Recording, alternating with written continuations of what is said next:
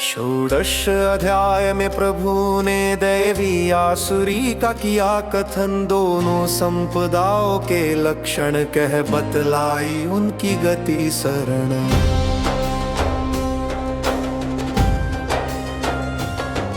आचरण को शुद्ध बनाओ, शास्त्रानुकूल बन जाओ। आसुरी प्रवृत्ति त्याग कर देव पुत्र पथ अपनाओ।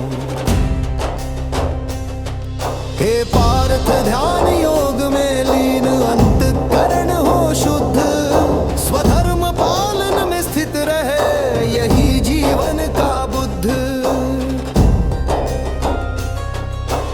मन वाणी और कर्म से किसी को कष्ट न होए। सरल हृदय दृढ़ धैर्य रख, चंचलता न संजोए। अभय सत्य क्षम और दम, धैर्य शुद्धता दान तेज क्षमा और करुणा भाव दैवी गुणों की पहचान।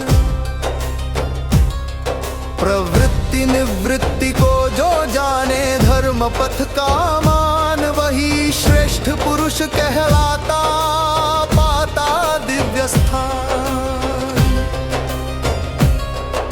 असत्य अहंकार दंभ से युक्त कामना का वास। आलस्य प्रमाद और क्रूरता अज्ञान का निवास।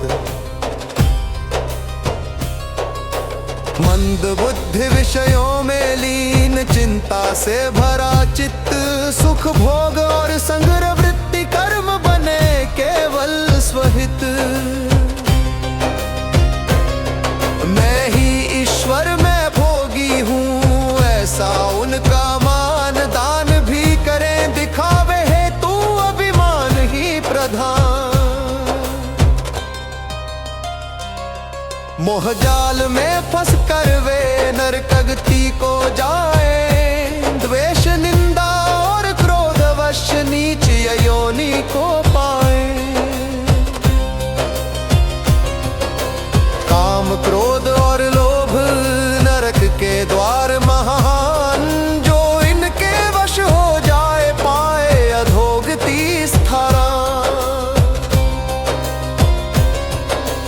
इन तीनों को त्याग दे हे पार्थ हे प्राण। शुभ मार्ग पर चल कर ही पाए मुक्ति महाना। जो शास्त्र विधि त्याग कर मन माना आचरण करे। न सिद्धि न सुख न परम गति, जीवन व्यर्थ धरे।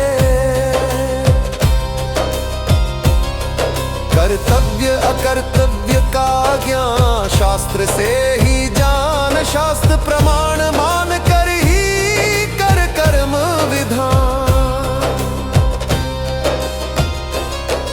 हे परंतप शास्त्र अनुकूल जो आचरण अपनाए। दैवी संपदा से युक्त वही परम पद को पाए।